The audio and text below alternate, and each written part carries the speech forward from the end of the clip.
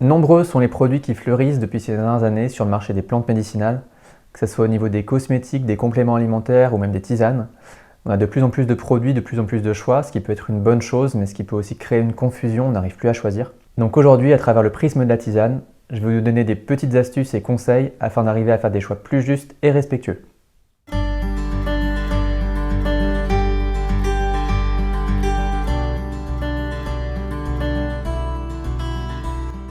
Bonjour à toutes et à tous, je m'appelle Frédéric, je suis cueilleur de plantes sauvages et depuis peu j'ai décidé de passer derrière la caméra pour vous transmettre tout mon savoir sur les plantes médicinales afin que vous puissiez progresser pas à pas chez vous dans ce merveilleux monde qu'est l'herboristerie.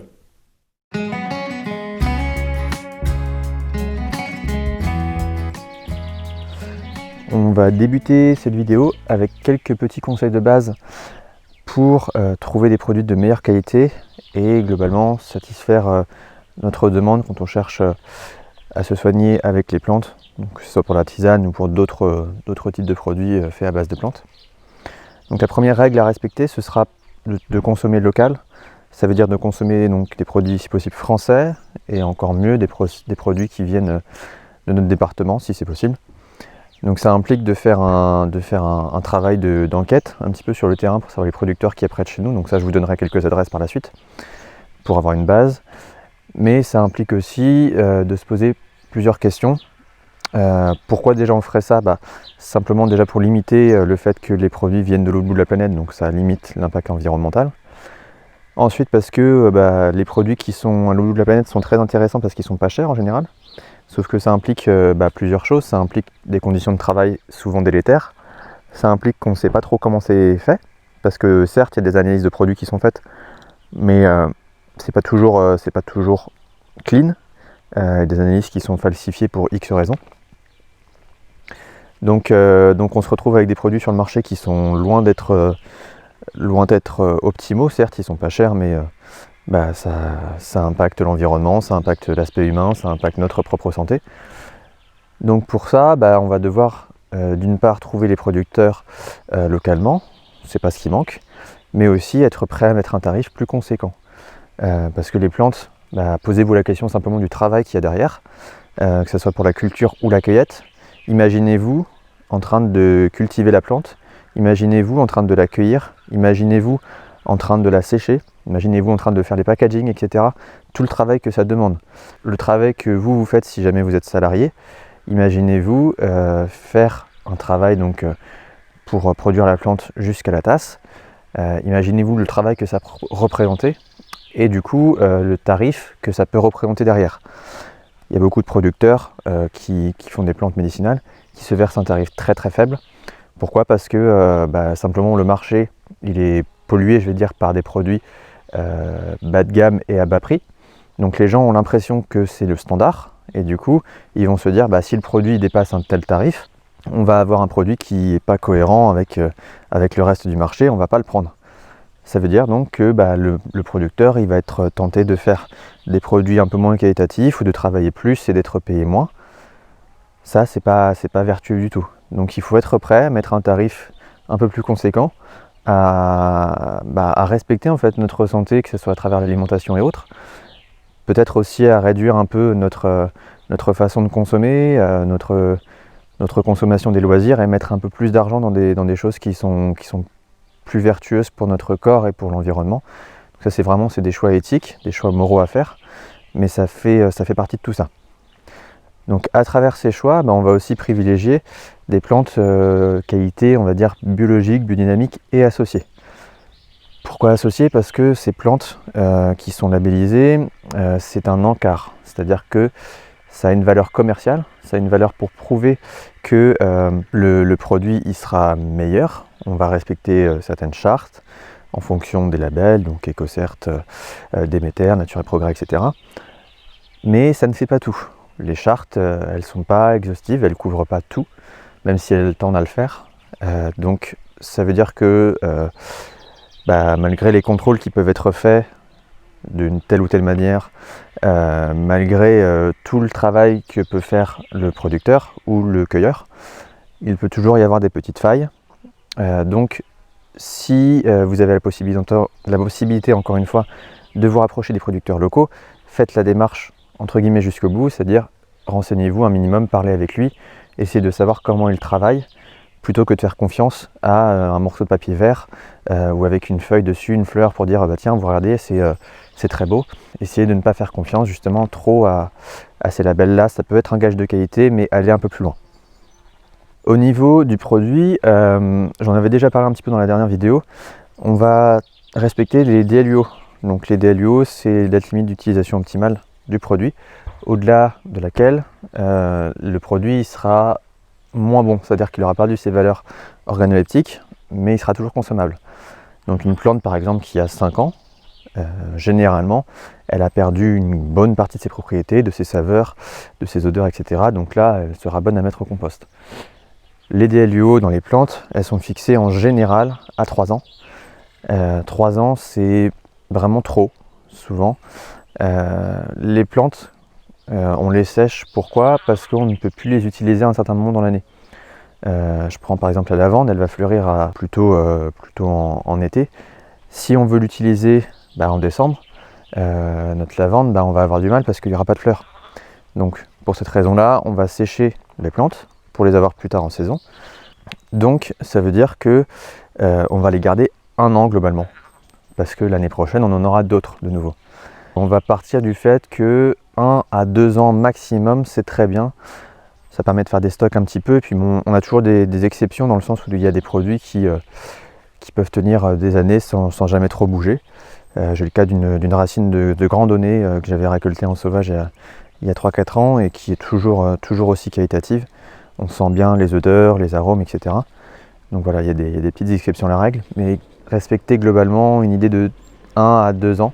Ça veut dire que si vous voyez une DLUO qui est fixée à 3-4 ans, déjà posez-vous la question de quand a été récolté le produit. Parfois c'est noté, pas souvent. Donc privilégiez les DLUO courtes et essayez de voir si le produit a été ramassé récemment. Au niveau du produit, on va privilégier également les plantes entières. On va éviter toutes les poudres, les produits déjà débités en tout petits morceaux. Pourquoi? Parce que une plante, quand elle est séchée, elle perd un petit peu de ses propriétés aromatiques, quand tu en as, parce que les huiles essentielles s'évaporent un petit peu au séchage. Si on a une plante qui est déjà débitée ou qui est réduite en poudre, et les huiles essentielles, s'il y en a dans la plante, elles vont partir encore plus, parce qu'elles vont être brassées, elles vont être mises au contact de l'air, elles vont s'envoler. Ça va aussi oxyder un petit peu les plantes, si jamais on les réduit vraiment en tout petits morceaux, parce qu'il va y avoir un contact avec l'air qui est plus important. Donc privilégiez les plantes un petit peu plus en gros morceaux, et du coup derrière c'est vous qui allez les froisser au dernier moment. Si jamais vous voulez utiliser des poudres pour X raisons, parce que c'est plus facile pour vous, si c'est des racines ou des choses comme ça, les poudres ça se garde en moyenne 6 mois. Au-delà de 6 mois, les poudres elles vont commencer quand même à perdre beaucoup de leurs propriétés. Elles vont être moins intéressantes gustativement parlant, pour les propriétés médicinales également. Donc les poudres, on va les garder assez peu longtemps. Au niveau de la présentation de la tisane et des plantes en général, on va privilégier des sachets sans plastique, donc sans fenêtre. Pourquoi? Parce que l'emballage, s'il est en craft par exemple, il peut être recyclable, etc. Mais les fenêtres ne le sont pas toujours, et c'est rarement le cas d'ailleurs, puisqu'elles sont en plastique, donc ça implique un traitement du produit qui est un peu plus compliqué, et souvent c'est pas recyclé. Le fait que les plantes soient au contact du plastique, c'est pas spécialement bon non plus, parce qu'on va avoir des migrations de plastique dans le produit qui peuvent se faire, donc c'est pas forcément l'idéal. Et puis la fenêtre implique aussi que certes vous allez voir la plante, ce qui peut être un pratique pour vous si vous voulez voir la qualité, et la plante du coup si elle a une fenêtre, elle va être directement en contact de la lumière du soleil ou artificielle. Du coup ça impacte fortement du coup la plante, puisque elle va subir des oxydations, des photooxydations par la lumière, et donc ça va la dégrader. Donc si en plus elle est en tout petits morceaux, là vous avez une plante qui va être flinguée au bout de quelques mois quoi. Donc privilégiez tout ce qui est packaging sans plastique et sans fenêtre. Si vous prenez des mélanges de tisane, faites attention aux épices. Les épices servent avant tout à donner du goût. Dans beaucoup de mélanges de tisane, des marques qu'on trouve dans les magasins spécialisés ou non, on va trouver des tisanes avec par exemple, je sais pas moi, une tisane pour le sommeil, Donc on va voir telle et telle plante nommée dessus, par exemple le tilleul, la camomille, etc. Mais en fait, quand on retourne la boîte, on va se rendre compte qu'il y a quand même pas mal d'épices dedans. C'est souvent de la cannelle, du gingembre. Alors pour le sommeil, pas trop en général, parce que c'est pas forcément des plantes recommandées pour ça. Mais souvent on va avoir donc ces épices là. Pourquoi? Parce que ça fait du goût tout simplement. Donc après on peut mettre un petit pourcentage de plantes. Ça c'est des techniques qu'on a le droit de faire. Donc de mettre tiens, il y a tel produit dedans, mais au final on se rend compte que certes le produit il est mis en avant, mais dans les ingrédients il représente 0,1%. Donc les plantes elles seront présentes en toute petite quantité. Parfois c'est pas de la bonne qualité, ce qui s'explique par le fait qu'on mette des épices pour masquer le goût en fait tout simplement, et avoir une tisane qui a une couleur et puis du goût. Donc on se méfie un peu des épices, ils peuvent être intéressants, mais s'il n'y a que ça dans chaque paquet, faut se poser la question de pourquoi. Et ensuite on se méfie des mélanges qui contiennent trop de plantes. Pourquoi? Parce que c'est un cocktail en fait.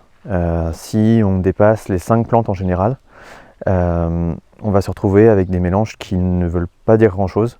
J'ai vu des mélanges avec 30 plantes différentes. C'est des choses qui ont été testées par le passé. Je pense à la thériaque par exemple. On s'est rendu compte qu'il y avait des effets qui étaient liés surtout à une plante ou à une composante. Globalement, plus on va mettre de plantes, plus ça va perdre un petit peu son intérêt, dans le sens où déjà gustativement parlant, on va plus trop savoir ce qu'on consomme. Et secondo, il y aura tellement d'effets qu'on ne saura plus à qui attribuer les bénéfices qu'on a pu avoir. Certes, quand on fait un mélange, on va chercher à tabler sur différentes particularités, sur une plante elle va plus soulager les problématiques de spasme que je peux avoir, et puis l'autre elle va apaiser. Donc on va tabler sur différentes propriétés des plantes pour justement avoir une action globale plus intéressante, en ciblant différentes problématiques. Mais quand on en met trop, ça devient un peu un capharnaüm et on ne s'y retrouve plus. Donc privilégier les mélanges de plantes avec globalement 3 à 5 plantes maximum. Un autre point que j'ai déjà un petit peu évoqué, c'est les analyses produits. Les analyses produits, elles peuvent être falsifiées. Donc c'est pas une garantie en soi, c'est une preuve que la personne a fait un effort d'analyser son produit et donc de se dire tiens, il y a telle et telle chose dedans qui sont bénéfiques. Mais c'est pas parce que il y a ces marqueurs là que le produit sera bon. J'ai eu des produits qui avaient un standard en pharmacie, etc., qui était nickel. Pour autant, le produit avait plus de goût. Le produit, il n'avait pas tellement d'effet. Donc, une analyse produit, ça va chercher à répondre à un critère. Ça ne va pas vous dire ce produit est bon. Ça, c'est vraiment des choses à distinguer. Elle va analyser le produit à un instant T, mais elle ne va pas l'analyser 2 ans après, quand elle sera en fin de DLUO. Donc voilà, méfiez-vous de ça et fiez-vous encore une fois à la confiance que vous pouvez avoir dans les producteurs en allant les rencontrer, en discutant avec eux, même en échangeant s'ils sont l'autre bout de la France. C'est comme ça que vous aurez des produits de meilleure qualité et que vous pourrez tracer ça de manière un peu plus juste. Puis le dernier point, c'est celui qu'on va voir après, c'est surtout fiez-vous à vos sens. Que ce soit la vue, l'odorat, le goût, c'est des choses avec lesquelles il va falloir renouer. Ça va nous permettre d'avoir un regard un peu plus juste sur ce qu'on consomme et d'avoir des produits qui sont meilleurs pour notre santé. Donc on va passer maintenant à la suite, faire confiance à ses sens.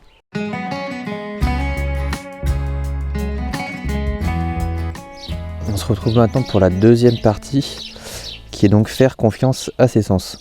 Donc ça veut dire quoi? Ça veut dire que globalement on va faire confiance à sa vue d'une part. Là je suis devant du trèfle des prés. Vous voyez que le trèfle, il a une belle couleur rosée, qui est assez sympathique. La couleur, elle se perdra un petit peu pendant le séchage, mais l'idée c'est qu'elle soit toujours un minimum présente. Donc pour ça, ça nécessite des techniques de cueillette qui sont un peu particulières, mais qui sont propres à chaque plante.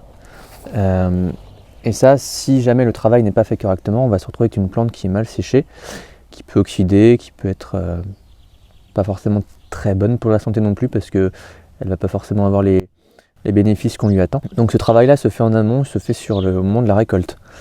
Donc là, si vous regardez bien le trèfle, vous remarquez qu'il est bien entier, il n'a pas trop de taches présentes dessus, il n'a pas d'humidité. Donc là il est 10-11 heures, donc c'est normal, l'humidité relative du sol elle est partie. Donc là ça veut dire que ce trèfle là pourrait être ramassé. A l'inverse, si on va voir un peu plus bas, remarquez que celui-ci forcément il est un peu moins joli. Il a été un peu oxydé, donc on voit là que c'est parti d'ici et que ça commence à prendre tout le reste au fur et à mesure. Celui-ci, on se rend compte qu'il est un peu trop jeune pour le coup. Donc on va le laisser mûrir et puis on le ramassera un peu plus tard. Et puis si on va un peu plus loin, on remarque que celui-ci, par exemple, celui-ci, si on le prend dans les mains, on voit qu'ici il y a une petite tache. Voilà, on a des petites taches qui commencent à apparaître. Donc là, celui-ci, si on le ramasse, il va oxyder au fur et à mesure. Donc ça veut dire quoi? Ça veut dire que si on ne prend pas les bonnes plantes au bon moment, on va se retrouver avec des plantes qui sont pas très efficaces, qui vont mal sécher, puis qui vont produire une tisane de qualité moindre. Donc là, je vous ai ramené par exemple un sachet pour que vous puissiez comprendre ce que je veux dire. Donc là, on a un sachet des tisanes que je produis. C'est pas du tout de la pub, c'est simplement pour vous montrer. Globalement, voilà, on a le trèfle séché qui est juste là. On se rend compte en effet que le trèfle, il est un petit peu en débris parce que il y a des morceaux qui se détachent forcément, c'est quand ça sèche. Mais on remarque que il est pas oxydé. Il a gardé une teinte proche de la couleur originelle. Les têtes sont à peu près entières. Et puis on a les feuilles qui sont présentes juste là.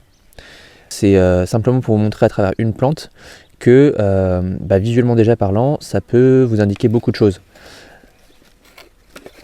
Je vais vous montrer avec d'autres plantes pour que vous ayez une idée. Là dernièrement on a ramassé, c'était la cueillette de l'aubépine. Donc là je vous ai ramené un échantillon de ce qui a été cueilli une fois que ça a été séché. Donc là on remarque en effet que l'aubépine c'est pareil, les feuilles sont entières, les fleurs sont présentes, elles sont blanches, les pétales sont là, il y a des pétales qui tombent forcément parce que ça sèche, mais on a une qualité qui est entière et on voit de quoi il s'agit. Donc ça c'est comme vous allez voir les produits dans les supermarchés et autres chez les petits producteurs, vous allez remarquer qu'il y a des légumes qui sont plus ou moins frais, plus ou moins jolis. Donc là c'est vraiment à vous au fur et à mesure de vous renseigner sur comment elle produit à la base, en fait, à quoi ressemble la plante. Donc là faudra aller voir un peu dans les ouvrages de référence, mais vous pourrez vous rendre compte d'à quoi ressemble la plante, et donc vous verrez au final que ça se rapproche à l'état sec du produit à l'état frais. Là on prend l'exemple du houblon. Le houblon, ce qui sert à faire la bière, je ne sais pas si vous avez déjà vu les cônes, mais voilà, les cônes, ça ressemble à ça. Donc là ils sont séchés. Je vais vous montrer l'intérieur du sachet. On a des cônes qui sont bien verts, c'est une récolte de l'an dernier. Je pourrais vous faire sentir, mais voilà, à travers la caméra c'est un peu compliqué.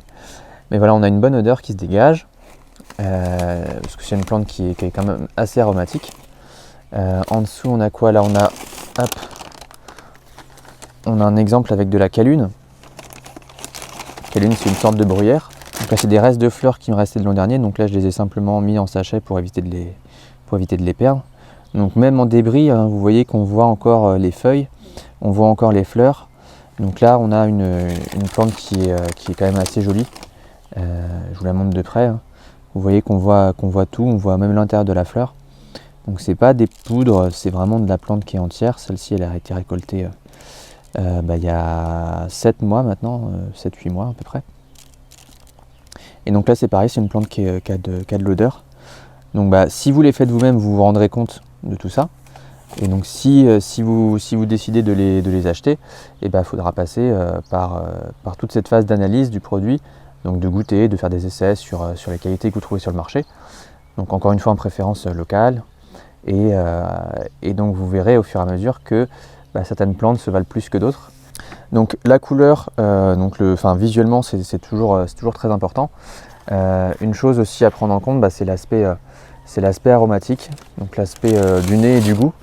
Bon là c'est quelque chose qui sera difficile à voir en visuel, comme ça, en vidéo. Là je Je vais donner l'exemple de la Reine des Prés.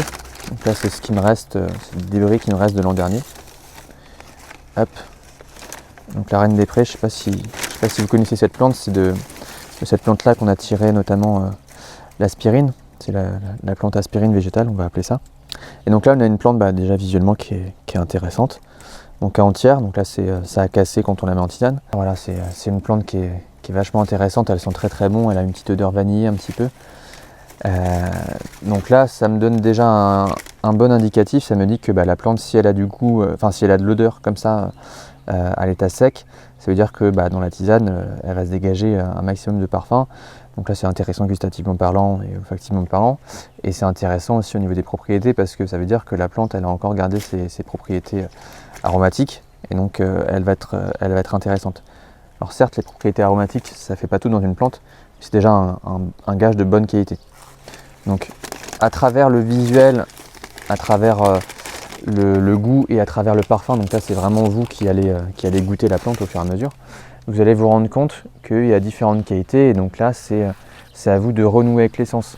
C'est à vous de vous dire tiens, à quoi ressemble la plante à l'état naturel, donc en sauvage ou à l'état cultivé, comme ça vous voyez vraiment à quoi ressemble la plante.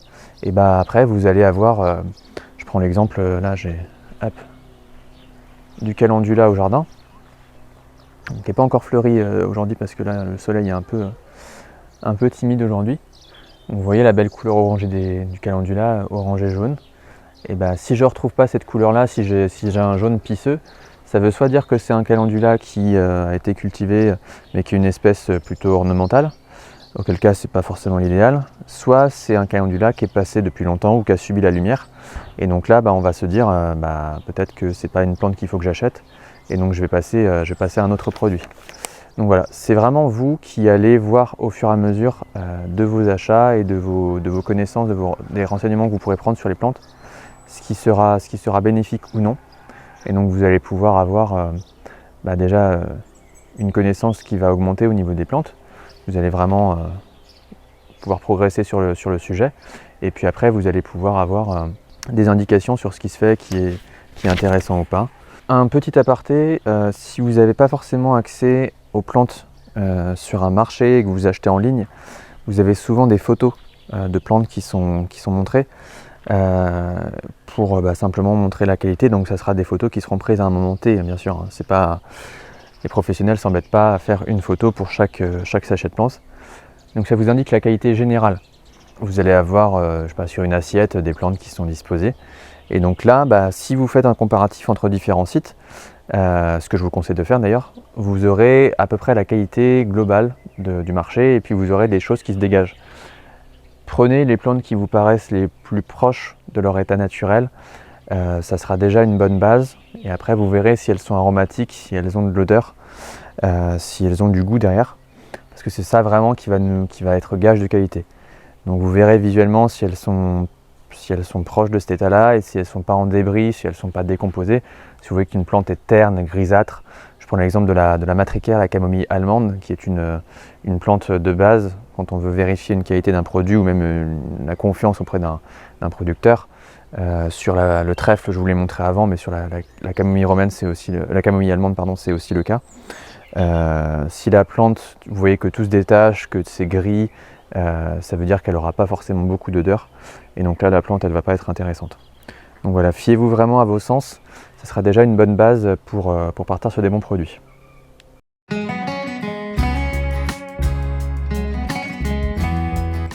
Le dernier point que je voulais aborder avec vous, c'est les bonnes adresses.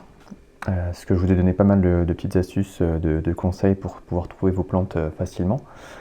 Mais je voulais vous donner une base sur laquelle travailler, des adresses sur lesquelles vous pouvez être sûr et partir tranquille. Je l'ai déjà montré un petit peu avant, c'est l'herboristerie du Valmont. Donc là c'est un grossiste.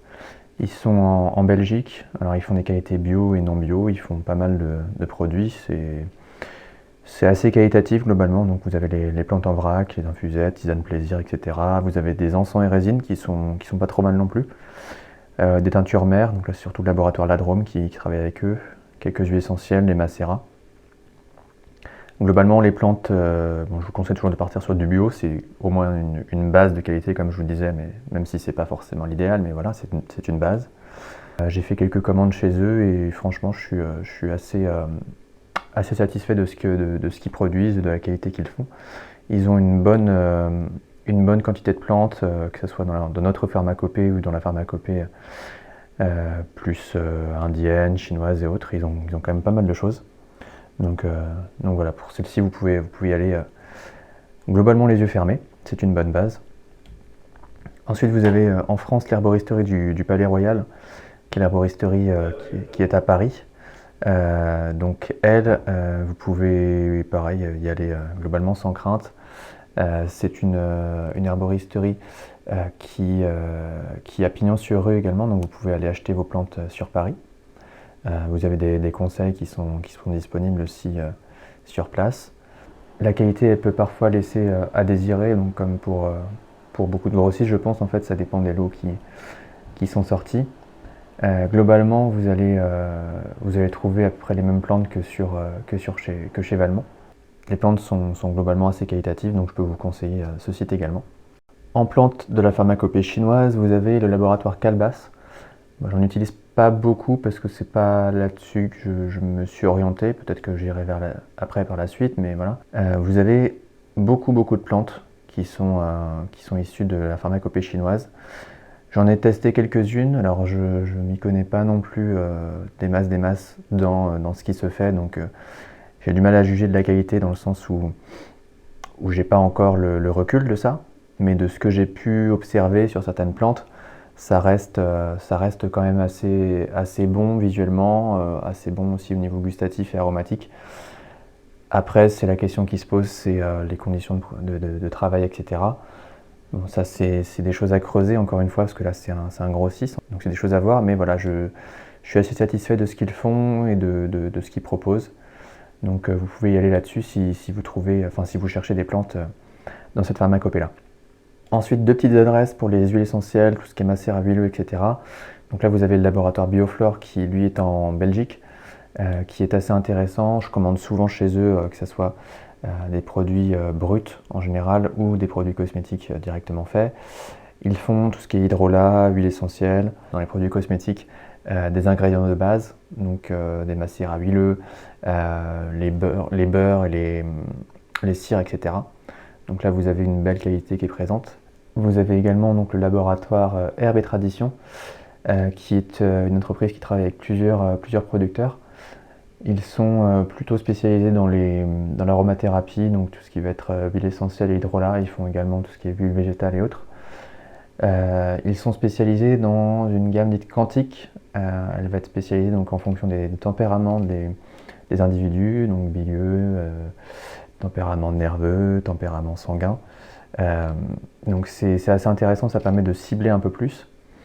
J'en commande un petit peu aussi chez eux en parallèle de chez Bioflore. La qualité est toujours au rendez-vous. C'est des produits qui sont en général un poil plus chers, mais sincèrement ça les vaut. On en met moins. Et franchement, c'est pareil, vous pouvez avoir des conseils dessus. Donc c'est vraiment une belle boutique sur laquelle aller. Vous avez aussi pas mal d'articles qui sont présents pour expliquer des petites choses sur l'utilisation des huiles essentielles et sur leur façon de fonctionner. Donc voilà, c'est une boutique sur laquelle vous pouvez aller. Ensuite, là c'était les producteurs, on va dire, à grande échelle. On va passer sur les producteurs à petite échelle. Vous avez des personnes que je connais assez bien, c'est les Jardins de la Cure. Ils sont situés à Noirmoutier. Donc là, c'est des petites adresses que je vais vous donner au fur et à mesure, des petits producteurs qui font que ce soit des plantes médicinales sous format de tisane ou alors ils vont avoir tout ce qui est hydrolat, etc.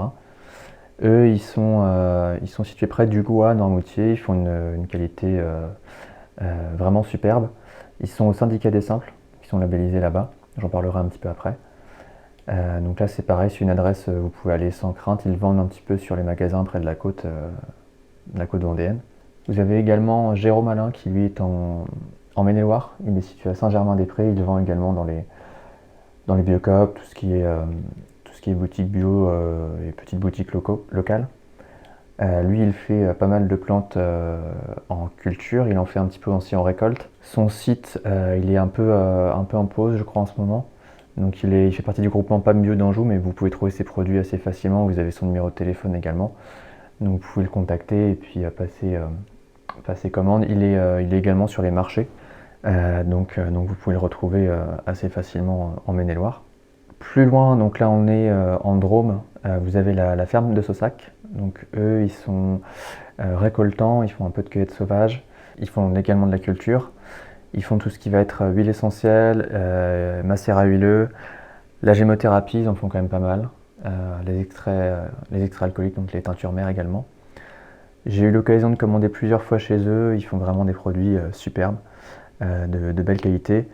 Je trouve ça très très intéressant et c'est vraiment des gens très sympas avec qui on peut échanger facilement. Et un autre producteur que je connais assez bien, c'est Florentin. Donc là, c'est Guillaume Bouguet qui est situé dans le sud de la France, près de Montpellier. Il s'est spécialisé dans tout ce qui est thym, romarin et lavande sauvage, donc sur les chémotypes de thym qu'il peut produire. Donc il explique un petit peu tout son procédé sur le site. Et donc en fait, il va récolter en sauvage les différents chémotypes de thym en fonction des altitudes et autres. J'ai jamais trouvé de thym aussi qualitatif que chez lui en France. C'est une personne qui est vraiment très très chouette, avec qui on peut discuter sans aucun problème. Vous avez une interview de Guillaume qui a été faite par Altea Provence il n'y a pas très très longtemps. Il en parle juste là, donc vous pouvez aller voir ça. Mais oui, si vous cherchez des plantes aromatiques, que ce soit pour la cuisine ou pour simplement les tisanes, foncez, vous en mettrez moins, et puis c'est vraiment de la qualité extra, quoi. Dernier producteur local, je vais me faire un petit coup de pub, parce que pourquoi pas. Je propose des tisanes à la vente depuis novembre dernier pour les particuliers. J'ai une gamme de 7 plantes en sachet, donc qui sont pour l'instant pas toutes mites, il n'y en a que 6. La dernière, elle est en train d'être séchée, c'est l'aubépine. Et donc vous pouvez en commander en ligne voilà, sur la boutique. Sinon, je suis sur les marchés aussi, sur quelques petites boutiques locales, où vous pouvez me commander et puis venir me retirer les produits à mon domicile. Si ça vous intéresse, je vous laisserai tout simplement aller voir. Et donc, j'en ai parlé tout à l'heure, le syndicat des simples. Alors, le syndicat des simples, c'est un groupement de producteurs et productrices de plantes aromatiques et médicinales qui propose différents services aux producteurs et aux sympathisants. Ils ont une grosse liste de producteurs qui sont inscrits dans leur syndicat et qui disposent ou non de la mention sainte. Donc là, c'est une charte, un label auquel ils ont adhéré. Donc c'est expliqué sur leur site. Et vous avez, donc là je suis sur le massif Bretagne, mais vous avez en fait les différents massifs qui sont proposés par zone. Donc là vous avez les Alpes, Alpes Sud, Auvergne, Bretagne, donc pour ce que je disais, là on était avant, la Bourgogne, les Cévennes, Grande Cause, Jura Vosges, Limousin Normandie et Pyrénées, Vivarais. Donc en Bretagne, nous, on a quelques producteurs qui sont référencés, Sylvia Hirschi notamment, dans lequel je vous parlais tout à l'heure. Donc ce sera à vous d'aller voir en fonction des endroits où vous vivez. Vous aurez quelques bonnes adresses de base. Alors avec téléphone, site web ou mail, hein, ils n'ont pas forcément tous de site.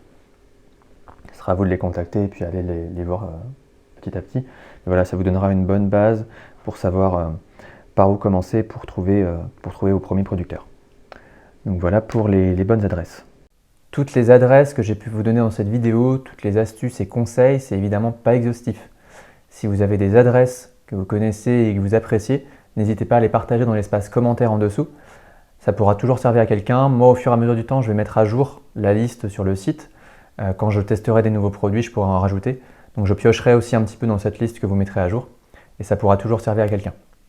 Donc voilà, cette vidéo est maintenant terminée. J'espère qu'elle vous a plu. Si c'est le cas, n'hésitez pas à laisser un petit pouce bleu et un commentaire dans l'espace ci-dessous si vous avez des questions, des remarques ou des suggestions. En attendant, moi je vous dis merci beaucoup et rendez-vous le mois prochain pour une nouvelle vidéo.